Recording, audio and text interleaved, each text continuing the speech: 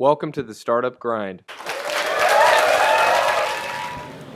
Welcome. Hope everybody had a great summer. Yeah, let's hear it for summer. Summer's pretty awesome. We're excited to be back. We have a great event tonight. A couple of quick announcements. Rise of the Rest is next Wednesday. If you haven't heard, Steve Case, who founded AOL and is now a venture capitalist, is going to be in Buffalo, which by itself is pretty awesome. And they're doing it free. It's free for you to attend, and he'll be making a $100,000 investment into a Buffalo startup. Brendan still here. Heads Up is one of the Founders Institute is a global accelerator program whose goal is to turn employees into entrepreneurs. And they're starting a chapter in Buffalo, which again is pretty awesome because usually these chapters are in the big cities, New York City, California, or San Francisco, whatever it is. Next Tuesday, they're having a event on how to raise capital for your startup, and Dan Magnusevsky and Jack Greco from ACV Auctions, who just raised over $1 million, is going to be there talking about that. Pretty cool, check it out. Patrick, fine. Who's here? He just left. Our next startup grind, Patrick City Dining Cards. I'm sure a lot of you, if not all of you, have heard about them or seen their coupon decks. Really cool startup. They just raised another $2 million in venture capital. They're expanding all across the US and maybe even the world. So check them out October 24th. And that will be part of 43 North Week. So 43 North Week is the last week of October, startup weekend, and then of course the $5 million business plan competition. And we would not be here without our sponsors. Jess, you want to go? So this is Dig. Jess runs Dig. First day is free. It's pretty cool. You can come down and check it out. It's co-working space. Startup weekend. Sponsors, Launch New York, right across the street. Great people. If you have any questions about where to go for capital, for team members, for legal advice, for anything, check out Launch New York, launchnewyork.org. Matthew, you want me to do something? Matthew Pelkey, Colgan Law, sponsored the beer. So if you're enjoying a beverage, cheers to David Colgan and Matthew Pelkey. Thank you very much. Shirt Outfitters for providing us these awesome shirts. And just as an aside, I don't want to pat myself on the back, but I literally gave the shirt off my back to my team member Markel. So, thank you for that. How do we get a shirt? Talk to me. I take it off right now, but I feel like that would be weird. H.I.T. Russ, Jordan Waldhauser, and team, another great resource for startups, attorneys at law, and they do a lot for the community as well. Paul, you're here. Brian. You want to do anything? ALSleadership.com. If you have a small business and you want to double your results in 18 months or less, ALSleadership.com. Shoot me a message. Awesome. And I'm really upsetting myself without a sponsor role. Oh, Martin Davison. Oh my, I totally. You guys, you want a shout out? You want the mic? No pressure. A PR firm's not going to turn down an opportunity to talk on the mic, right? John Gelati, Social Media Director, Kelsey Hanks, PR Specialist at Martin Davison Public Relations. Happy to sponsor the event. Proud to be part of the startup scene here. We're working with Colleague Law, 43 North, number of other startups, and Shandra as well. So happy to be here, and thanks for coming out. Appreciate it. Good luck, everybody. All right. And then my buddy Michael is going to talk real quick about his Kickstarter, because I think it's a cool thing. And it solves a problem that I have, and I think some of you might have it. Not used to doing this, so I was so clear. But my name is Mike Bernhardt, and couple years ago, I had fruit flies, and it drove me nuts. I tried all the home remedies. I tried the commercial stuff that was available. They don't work.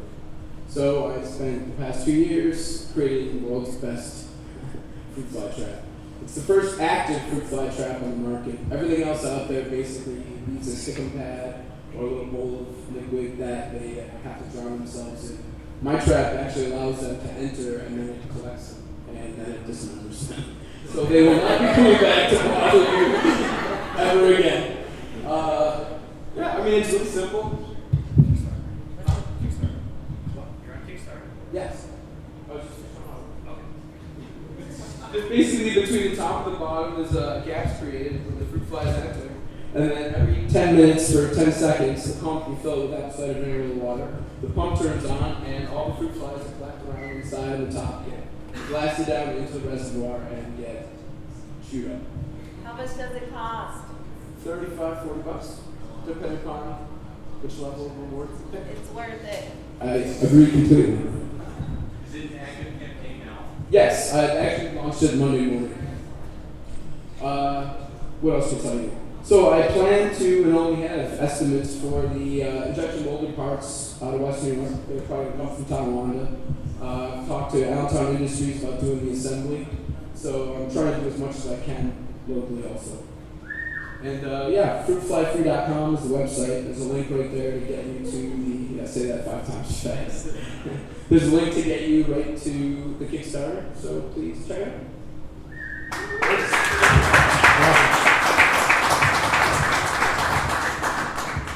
Well, I'll put some cards on the table so you grab them. Thanks, sir. So we're gonna get started, and I just looked at my notes. Usually I do a little speaker bio, so I wrote the word bio and left it blank. Fill it in. So I'm excited. Shandra Spicer is the CEO of Spicer Group's construction and more business. I'm not going to try to go over bio. That's what she's here for. Let's make some noise. Welcome Shandra to the stage, and we're going to get started.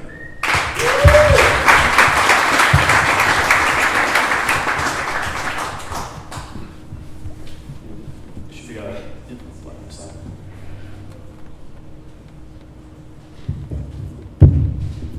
Oh, you're on.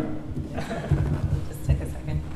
So, since I did such a poor job with the bio, do you want to briefly go over what it is you do? Briefly. I'm the queen of brevity, so that's okay with me.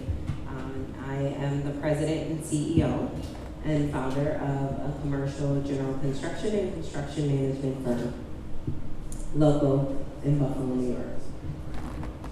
So can you go over the history briefly? Because it started as S&W, correct? And it was a family business, and you started working there when you were 18? Correct. I started the firm, co-founded with my father for a total of 8 business days. And that was at the age of 18 after working for his company, which was a statistic, unfortunately, in the American U.S. economy in terms of he ran it was very successful for about 18 months, where I worked immediately after high school for a commercial residential lead abatement company. And I started the business with my father based upon opportunity and WBE opportunities, and we were partners for approximately 8 businesses. What happened after the 8 business days? After 8 business days, the short answer is this, is that when your business does not succeed and you owe more than what you have coming in, you declare bankruptcy, and then you are a liability on a business as opposed to an asset. And that was the situation that my family was faced with. And so, pie in the sky, bright-eyed, bushy-tailed, I figured that I would continue to run and manage, and my father would be able to give me his construction expertise because he worked for a well-known developer and he was successful in his own right. However, I did not know, take into account, nor calculate the emotional distress that would put my father under, and also basically negate his capabilities as being a true partner at the time. So when you were 18 and you were starting this business, were you afraid? Was there obstacles that people take you seriously as an 18-year-old, or what was your mindset? At 18, I was naive and ignorant, so there was no obstacle. And it's the truth. And although that was the case, I directly attribute that to what is considered my success now. Because when you don't know what you're going to face, you don't know what hardship there is, so you don't know what's impossible. So can you walk us through the progression? You started, how did you grow the business? You talked about some early challenges. You're successful now, so how did that process take place? And so let me regress for a moment. So the business was started out of necessity. It was at a very low point in my family's history, so to speak, where I saw things go from where we thought we were on top of the world and we were going to be the American dream to we were living paycheck to paycheck, where my mother was working multiple jobs and my father at the same time just to make ends meet, and didn't know. We just didn't know. And so to me, the only viable option was, well, let's create our own destiny, that we're never in this position again. And so I'm a middle child of 5. So I say that to say that I think that I can conquer anything and anything can be done. So I thought it was a great idea and we'd be well on our way. And so it started from the roots of my family will never be in this position again. I will never see my father sad again. My mother will never have to work this hard again. And we will create a legacy for our family to continue to build on and grow. That was the root, that was the commitment of where my ignorant, naive, 18-year-old heart began this business from. I admire that a lot. 'Cause I feel like I don't know if you're not giving it the credit it deserves. Like you could have easily, gone the other way and, been a victim of your circumstances, and you kind of turned it around and, like you said, created your own destiny. What advice would you give to somebody who, might be in that same situation and is facing that challenge of, should I give up, or, how do you take the first step in a positive direction in your life? Don't feel sorry for yourself. Recognize that with every result in life, it's based upon the decision we make. We make decisions every day. Do I do my hair like this? Do I put my socks on like this? What do I wear? What do I say? Who do I interact with? What commitment do I choose to keep? What commitment do I choose to say I can't do and make up some phony excuse that I can't do it?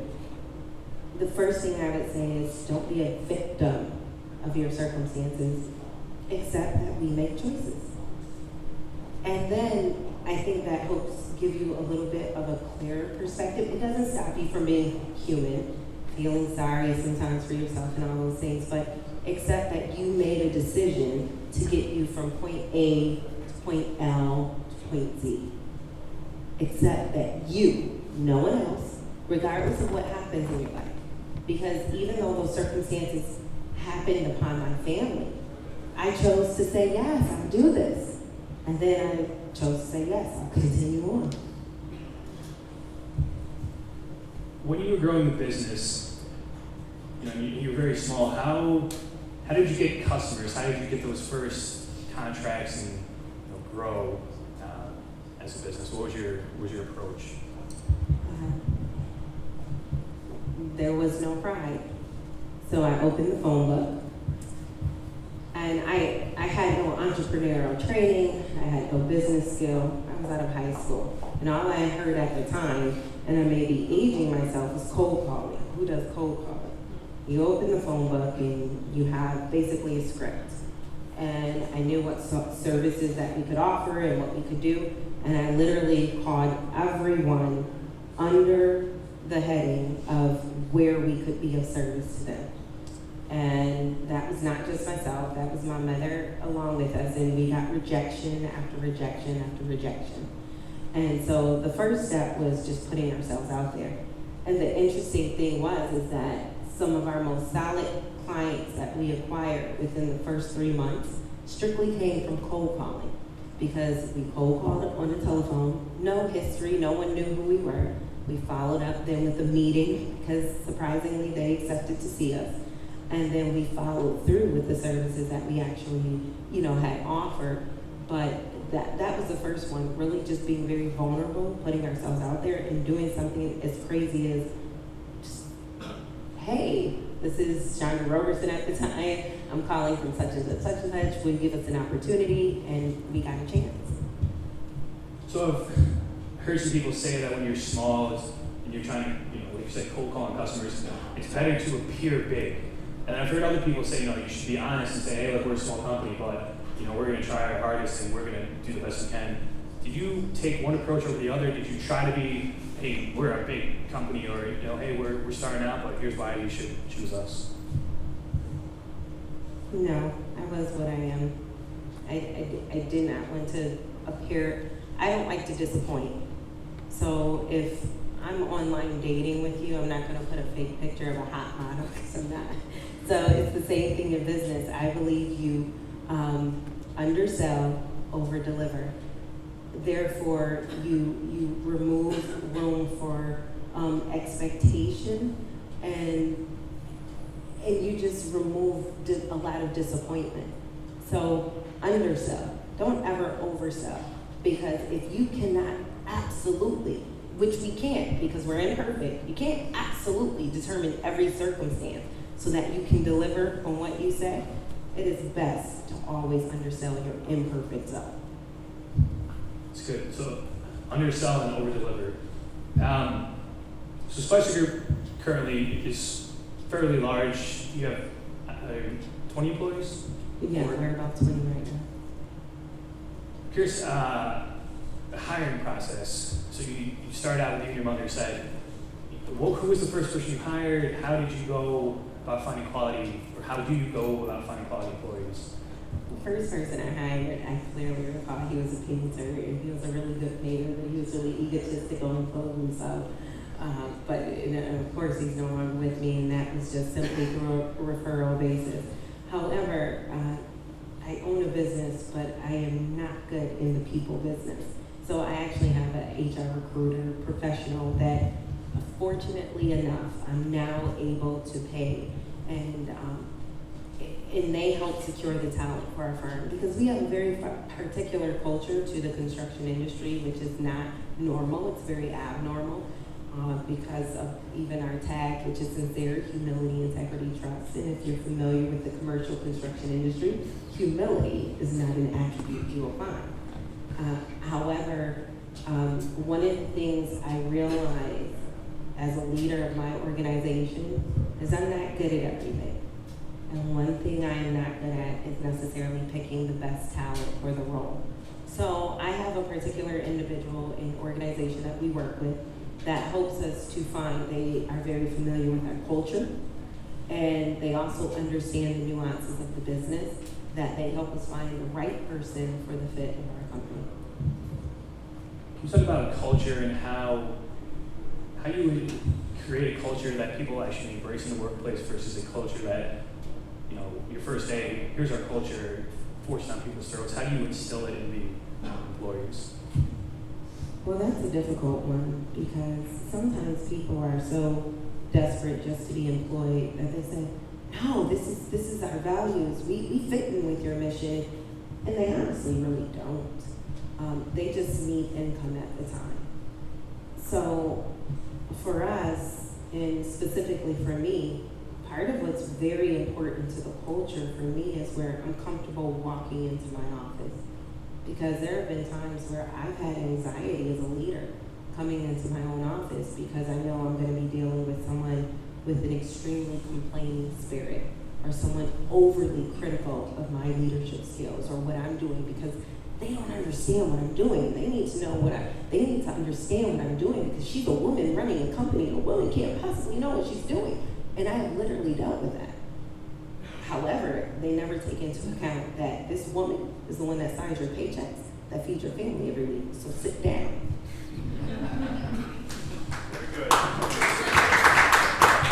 So what has to happen is the natural selection of imperfection. That even if someone has the skill set and they initially sell themselves as, oh, we fit with your mission, we love your culture, what happens is that they weed themselves out naturally, because as you continue on, the majority of your workforce population that really love what you're trying to do. And so in particular to our culture, I'm very, very family oriented. We have very highly demanding, stressful jobs. Who doesn't? But on top of that, we have to stand above and beyond our competition. So general contractors and construction managers are a dime a dozen. Anybody can build anything. But what's the difference between our firm and someone else's? Well, it's because we're transparent. I'm honest about every dime and nickel I make, and I don't care if you know if I'm putting 15% profit, because I'm not in this just to feel good about myself. I need to make money, right?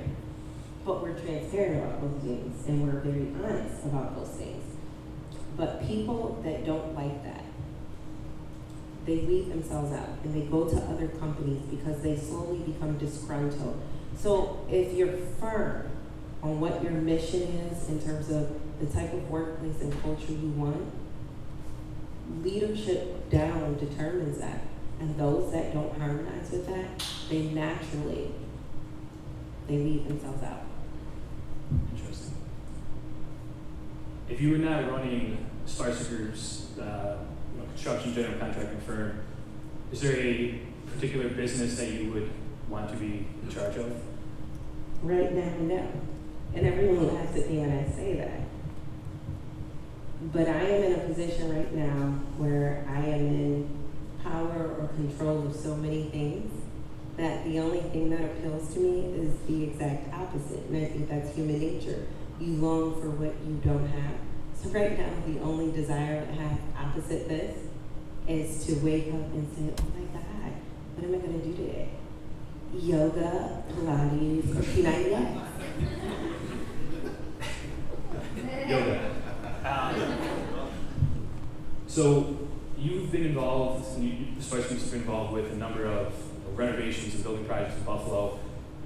Is there something that particularly interests or excites you in the renovation and all the different things that are going on in the city? Actually, everything, because we live in a very historic city. So the architecture and the forethought that was put into the design and building of certain structures, and the fact that it took years and years and years. And if you look at, even if you're just sitting at a stoplight one day, I want you to pay attention to the detail on the outside of the building. You know, like really, who took the time to chisel that at the time? Because I know you didn't have the tools that we have these days to construct. And also the fact that when you look at the buildings that are still standing here, right? Even this building that you're, building's 50, hundreds of years old in Buffalo, New York. At the rate that we currently construct, I always look at it and say it lacks the character that people took the time, the bricks that people fight so hard from a historic point of view to keep up and those type of things. What excites me about construction is this, is that it's the same, yet it's ever changing. So every project that we go into, it's the same in terms of, oh, it's a renovation. You're gutting, you're abating, and thank goodness for asbestos at this point, because otherwise some companies would be out of business. They have to abate everything that exists. But when you look at construction, it's the same, but I get to change jobs every few months, and we get to deal with a different set of problems and challenges to find new solutions. So when you're constantly in a job that's moving at a rapid pace, and you constantly have to think of, how do I solve this problem for this customer, and walk away, and they like me still, and I like them, and we solve their problem, and then the public, all they see is this beautiful finished product. It's so challenging and so rewarding all in one. And I'll tell you the best give back is when I drive by a location and I have my 2 kids in the car and I say, Mommy built that. So, I have a little bit of experience in construction, and one of the things I remember is just how hectic it is. Like you said, there's so many moving parts. They all have to fit together, and then one thing goes wrong, and it's like complete disaster. Do you have any tips for managing, a project, staying on schedule that you've acquired? Don't get into construction. From the beginning, I would say you go in and you have to, in our business, especially in renovation work, you have to be very, very, very thoroughly involved with the documents and know what you're getting into. But on a very personal side, because to every profession, there's a very personal side, whether you want to believe it or not. Cultivate those relationships early on. So a lot of times when we get involved in jobs, it is the owner, the owner's rep, and then it's the GC and then the subcontractors involved. And one of the things that you really have to be cognizant of is that every single party involved brings extreme value and has their own story of challenges and difficulties that they perceive they have had to deal with. I always say being a GC or CM is literally like being sandwiched in the middle of a crap sandwich. And everyone thinks that we have the advantage, but it's a hard job. But I would say no matter what, it doesn't matter what industry you're in, if you are very relationship oriented, finding that common ground and how to work with the other party. And also, I would say exhibiting humility. When you realize their value and that they're just as valuable as you in the process, it makes your job go a lot more smoothly than if you come in like, I'm the king coming to save the day. So, if you have an employee and something goes wrong, you make a mistake, or whatever it is, they're not on schedule, how do you view that from an employer standpoint? Do you think it's best to just be 100% honest, or would you rather than try to fix it? Or I guess if there was a time that you can recall where something went wrong, how did you handle that? It really depends upon the situation. I am truly an employer that does not want to do your job. I do not believe in micromanaging. There is no purpose to that. I cannot move the company forward. I cannot have a vision if I'm constantly involved in everyone else's job that I'm paying them to do. So it really depends. Is this something that you have been trained on, instructed on, coached on, worked with, and you're still failing? Then you need to go. You have no passion, or whatever the case is, it's no longer my problem because we've worked with you to the best of our ability. However, there's various circumstances that dictate a number of things. So you have to develop wisdom and insight, and sometimes it's good to act quickly, sometimes it's good to slow down. But with that type of broad question, it depends upon the circumstance. So it sounds like you have a great group of employees, Spicer Group. But if you could add a superhero or fictional character to the team, who would it be and why? I was kind of told that this question may come up, and I was told that I was not allowed to dictate my own answer because children may be in the audience. So, thanks, Jessica. PG-13. A superhero. I think for me, because I have a tinge of nosiness, I don't know, invisible girl or invisible man or, whatever you want to be that day, but, or a clone. I mean, one of the two would suffice. A clone of yourself? No, I could not deal with two of me. I would say a clone of probably my top performers. The invisible man, invisible woman would be good for like OSHA safety. It would be your employees might not like or it. for me, being nosy, just knowing the employees that like talking about how much they hate me. Yeah, we got to work at 6 a.m. So you also work with 43 North. encouraging minority women-owned entrepreneurs to apply and helping their outreach. Talk briefly about your just thoughts on 43 North and also your outreach for the minority women-owned businesses. Well, 43 North was a great experience for myself. Being Buffalo born and raised and starting my business here. And it just felt so great to be a part of it because I said, oh my God, I'm actually like really a startup. No money behind me. And so to see that push and that move with 43 North and encouraging other minorities that you can come here, you can be successful was just a really great thing. And for Buffalo to finally see that we need to do this and we need to expand our reach beyond the typical portrayal of success was very exciting. And the energy, and I don't know how many people were around it, the energy was energizing. I mean, literally, I've never done drugs before, but I felt like I was on coke all those years. It was great. I mean, it gave me hope, and it also showed me that Buffalo is finally catching up with the rest of the United States. So it was just absolutely great. I made you speechless. Rise to the rest. I think that's the kind of their sentiment as well. And for what it's worth, Buffalo right now has by far the most people registered for Steve Case to come next week.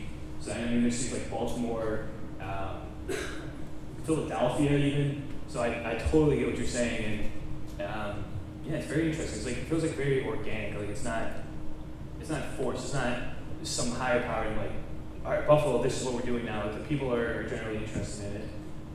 So you talked about funding briefly. So you're 100% self-funded, or have you gotten any grants, or if not, if you're 100% self-funded, what advice would you give somebody starting a business with little or no money? Everything was very much so by traditional means.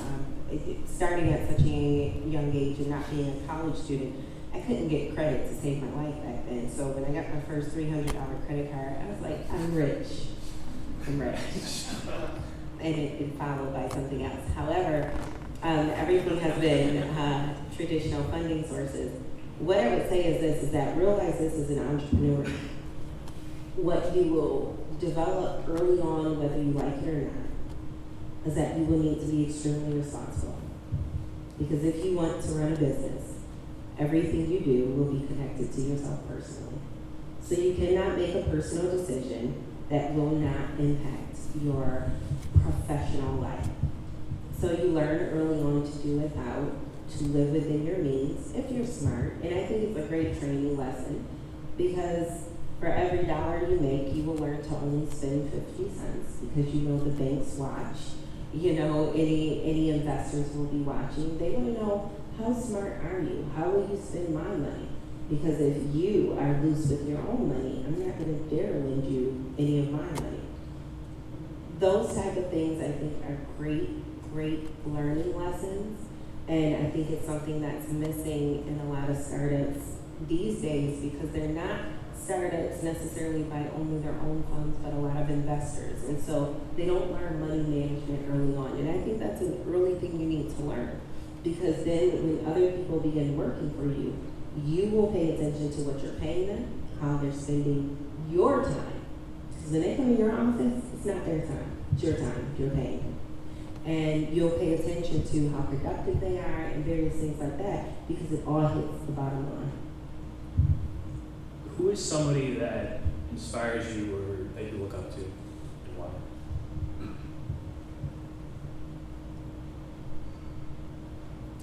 You got me there. And I'll say this, I'm a big reader of leadership publications and various things, but I make it a practice not to study any one human too closely. I don't believe in the worship of any human being. Because I believe at the end of the day, when you go home, you don't fart out strawberries. So, I would say my inspiration probably comes from a number of sources. And it comes from both positive and negative. I think a lot of people shout out, oh, I love Oprah, I love Oprah. And you know what?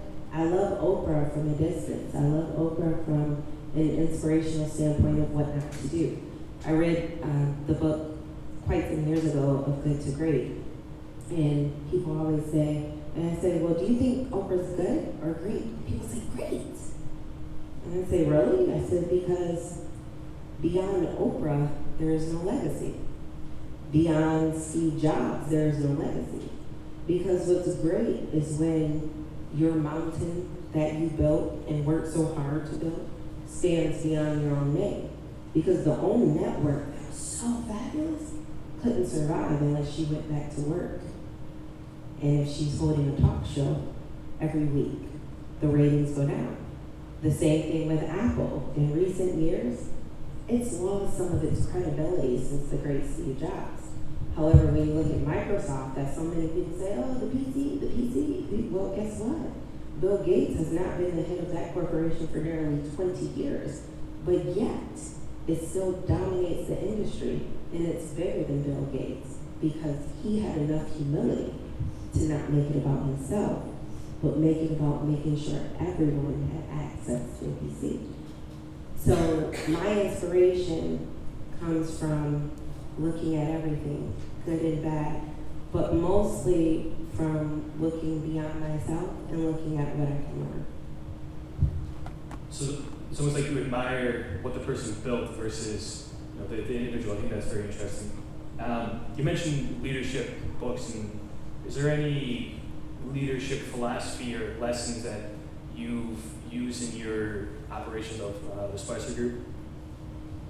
Absolutely, more than I can probably recount, because you just have so many, there's ebbs and flows, peaks and valleys, and one of the things I can tell you really about leadership and entrepreneurship is that beyond all someone says to me, oh, Shandra, I see you everywhere. Yeah, it's a lot of photos and things like that, but you see me a lot of places professional. You don't see me a lot of places personally. So there's so many good books that I don't even know how to recount. And I read so many that literally I can't retain them up here. I'll just tell you little excerpts from here and there. But what I can tell you is that it's important to read them, because if you choose to embark on a path of entrepreneurship, it's very lonely. Sometimes it's sad and depressing. Other times you're dancing in the mirror saying, I did that. And you're looking crazy, but only by yourself. And you gain some friends, you lose some friends, but ultimately, along the way, you have to constantly remember what's really important and what you're committed to. And it's normally the people right in your domicile, and that's it. Can you recall a time that something didn't go as planned? I don't want to say you failed, but something didn't go the way you had envisioned it. Did that teach you a lesson, and what lesson did you learn from it? I fail every single day. And that's sincere. I fail every day. In some way, shape, or form, I make a wrong decision. I question a lot of things that I've done in the past 5 years. I decided to pull my husband from GM, where, I was lucky enough to pull somebody from a Fortune 500 company with some skill sets, bring them onto the company, to putting all my eggs in one basket economically, so to speak, and taking a risk for my family, financial security. And was it worth it? I don't know. I never know every day. From taking a risk to standing up to some of the big guys in this industry, saying, I am here, I deserve a place, I'm building from the ground up. I don't know, every day is a failure, but every day that I'm alive is a success. I'm waking up breathing, and my kids are still happy, they still like me. But they're only 11 and 12, so that doesn't mean anything. Wait a couple of years. And, but literally, every day I make a decision that when I lay my head down at night, I say, wow, should I have done that?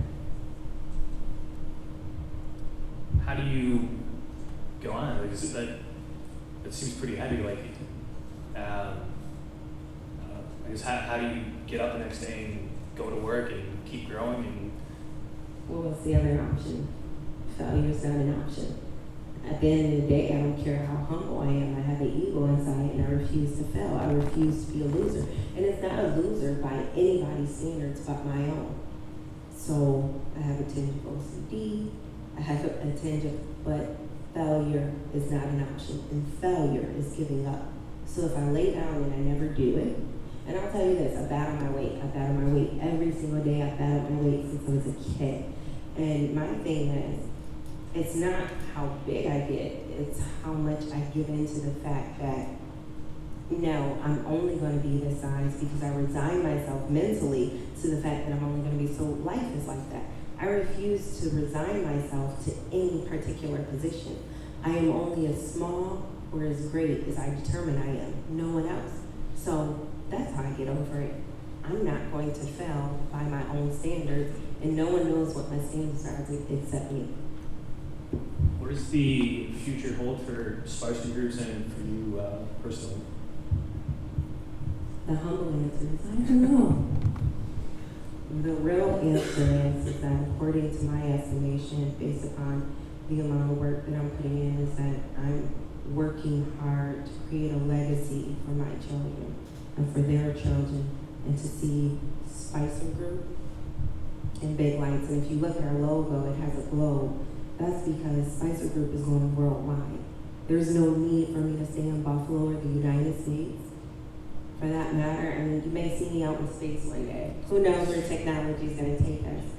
But my vision, what I really see, despite the really dark times, and I hope I didn't depress anyone, is that I'm beyond all that. I'm only where I see myself, and this company is bigger than me. So when I die and I'm in the ground, and mind you, Spicer is my married name. So that's not even the name. The name that I see in life is bigger than me. It has nothing to do with me. But it's something that brings hope for my children. And also, one of the things that I want to emphasize is that part of our logo in the globe is that we're all inclusive. So I see a huge, diverse organization that makes a positive impact, not only on Buffalo, but on the entire world. And one of the things that I really wanted to bring as a woman that grew up on the east side of Buffalo is hope to other minority women and children, you know, that they can do whatever they really believe they can do and want to do, as long as they work really, really hard. What do you see as the future of Buffalo? If Buffalo gets out of its way, truly. And what I mean by that is stop having so much tunnel vision. Buffalo can be greater than its past, but we have to get beyond the fact that we were great in the past, and we have to see ourselves for what we are now. So we are designated as a refugee area. Capitalize on that culture that is coming. Capitalize on that education and the different peoples that are coming in different languages. Expand our horizon. Capitalize on the fact that majority of our inner city is, the residents are minority, and stop being so narrow-minded and separating ourselves and being a place of elitists. If you look at Buffalo, a lot of the money that currently exists and a lot of the current revitalization is based upon what I call legacy money. It's not new money. We need new money. And what I mean by new money is people that have made their money in the 21st century, not necessarily the 19th or 20th, early 20th century, and that understand where Buffalo is going and what it really needs. And if we want to be a great city, if we really want to be great, because everyone loves New York, right? What does everyone love about New York? That is so different, and so many, you can touch so many people in one place, different cultures. We really have to become diverse and inclusive and stop being so exclusive. So this is my last question. It's what I ask everybody who has been a speaker. So I'm actually changing a little bit for you first time. So the question is, if Buffalo is to succeed, it needs more of blank, and that's usually where I stop, but for you, I'm adding and less of blank. So we need more of what and less of. It needs more people that are selfless and willing to see beyond themselves. And the next part is, are there all adults in the room? Because I'm going to be very frank. Let it fly. Let it rip. Earmuffs. A less small penis, low self-esteem, stereotypical male egos that are so afraid of what is better than them and see beyond themselves, because you are already obsolete. You need to allow the next generation to come and reestablish how great this city is. A great, wonderful city. And I say small penis and saw you cringe, and I'm so sorry about that.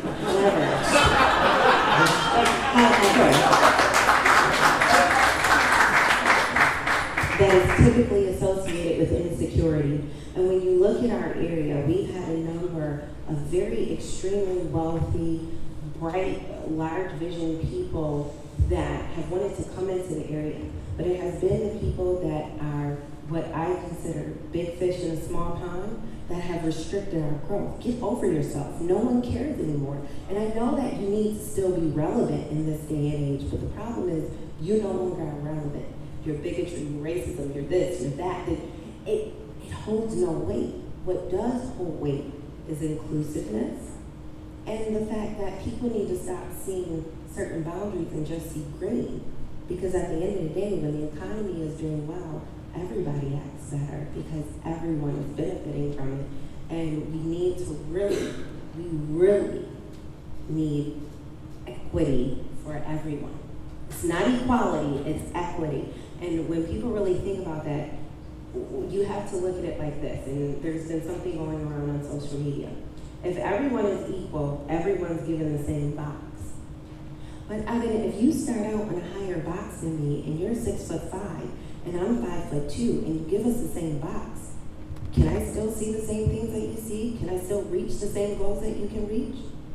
But if equity is involved, and you give my 5'2" butt enough of the boxes where now I can see what you can see and I can reach what you can see, is that not fair? Is that not what is really needed for this area? So we need equity in Buffalo. We need a lot of it, and we need it now, not 5 years from now, not 10 years from now, not yesterday, not tomorrow, but we need it yesterday. So I would say that's something we really, really need to do in order to really personify and be the Queen City of New York. So a follow-up question, what can we do as community and as individuals to make that happen? I think one of the things is that there's no, in my opinion, back when there was true, explicit discrimination for various groups, people banded together a lot better. And I think today we have a lot of social movements and we do things on Facebook and we do, but there's no true unity at this point. So you had various movements back in the 50s and 60s, so whether you had women power where they're burning bras, or you had the Black Panther movement or the civil rights movement, you had true unified voices that all work towards one purpose. The problem is we have too many scattered voices now. And we have too many groups fighting for things. We need to slow down. We need to stop trying to eat a whole pie at once. We need to take bites. And then we need to see how our actions contribute to the very society we live in. So I'll give you a perfect example. Don't stomp on my rights of free speech. Don't you dare. However, when you express yourself, I'm going to call you every name in the book because you don't have the right to free speech. we need to step back and look at when we're contradicting ourselves, when we're working against our own causes, and we need to learn how to be smart instead of just being reactive to something. And I think there's a lot of work there because it's not a buffalo thing, it's a human society thing. All right, that's that's all I had. Audience? Of course, we got to go over to that. I could enunciate. Oh, I'm already here. Alright, so you said earlier on that you had days where you'd come into work with anxiety because there were people that worked for you that either didn't believe in you or, you know, there was stuff going on in the workplace that gave you anxiety. As a leader, how did you deal with that? Did you let the people below you weed themselves out, so to speak? Or did you confront it head on? No, there were often days that I just kind of head in my office and I just tried not to interact with them, but eventually I had to realize who was the boss, and they were fired. They were fired. It depends on the situation and how I handle it, if I deal with it directly or if I have HR deal with it, but you should never come into your home, so to speak, and be uncomfortable. And if someone does not appreciate your style of leadership, then it's not you, it's them, and they need to go to a home that suits them.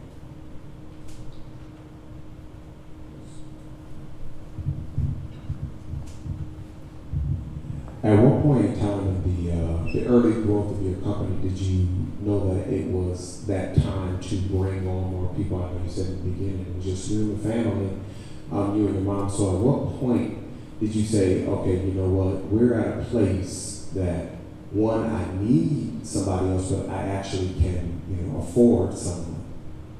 You never feel like you can afford anything. I will tell you that. You never feel like you can afford to pay someone else. But that was strategic for me because that was part of a strategic growth process.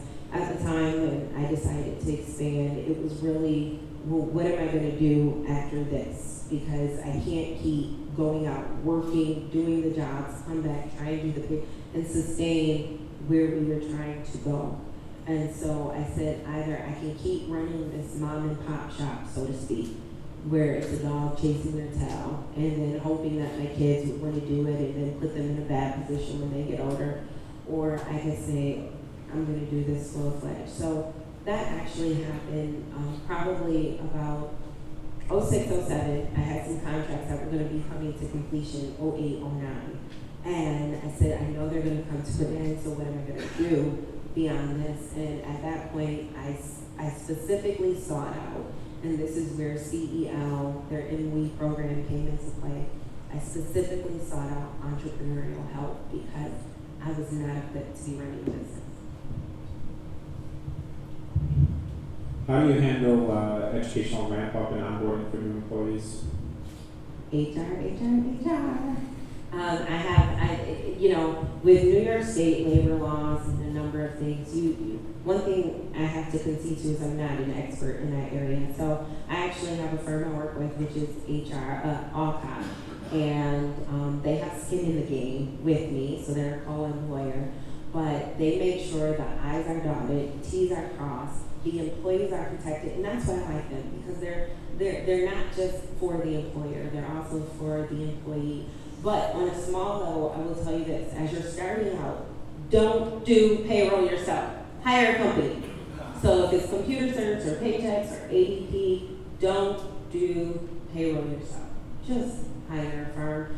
The hassle that it will save you, because I do believe that New York State literally checks every DBA and company that's filed and make sure that they audit them within the first 3 years. That's just my theory. And it's not worth the risk because we make mistakes, because you may be great at developing an app, but you really suck at payroll, and they'll nail you on taxes, and the penalties and fees that you incur is just not worth it. First of all, thank you for being so transparent. I was trying not to cry because you were hitting just where I'm at right now. I shared with someone here that I'm at that fork in the road. Do I continue to go forward or do I regress back? I'm in the water just far enough from the side, one bank. I see the other side, but I'm not there yet. And getting the metaphor, the water is running into the boat, pouring in, and the wind is, and everything is just swaying. And I call people and say, hey, what should I do? And everyone says, go back to that journey over broke, get a job. And I'm like, no.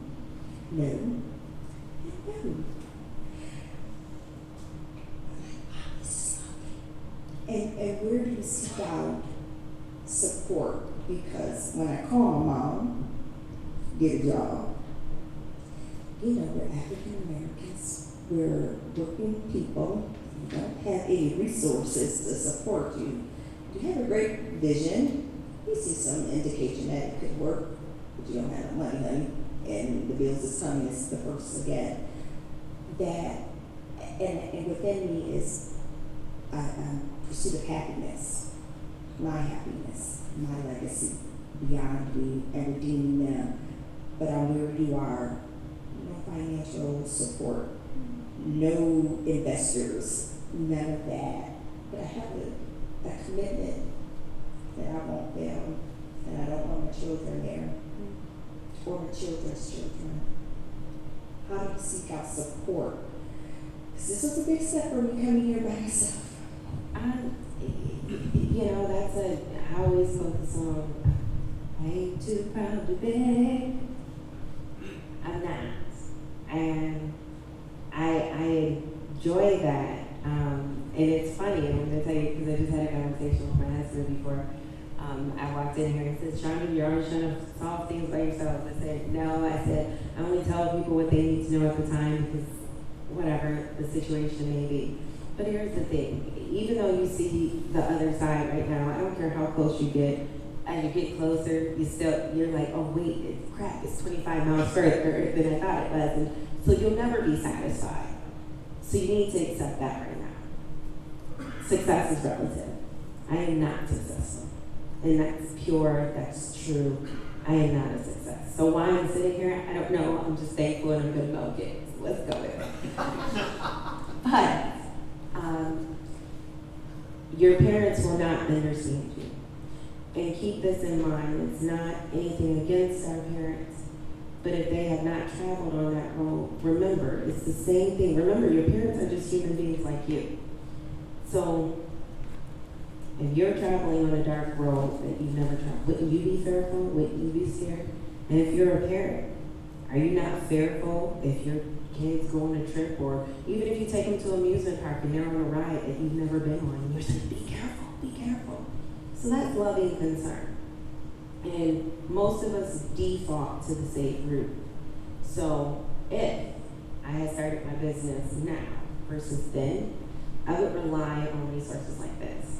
It's full of entrepreneurial spirit and entrepreneurs and resources. And this, UB has dedicated programs now to, so it's only appropriate. So you're not going to go see a general primary physician to diagnose you for cancer. So you need to go to a specialist that really understands and can speak to you and understand where you're coming from. So I would seek out entrepreneurial resources and others like you. It's no slight against our parents, but your employees, if you have them, will never understand you. And your parents, if they've never been in your position, will never understand you. And you never have to feel guilty for wanting to talk to people that are, and I'll give you a perfect example. Birds of a feather flock together.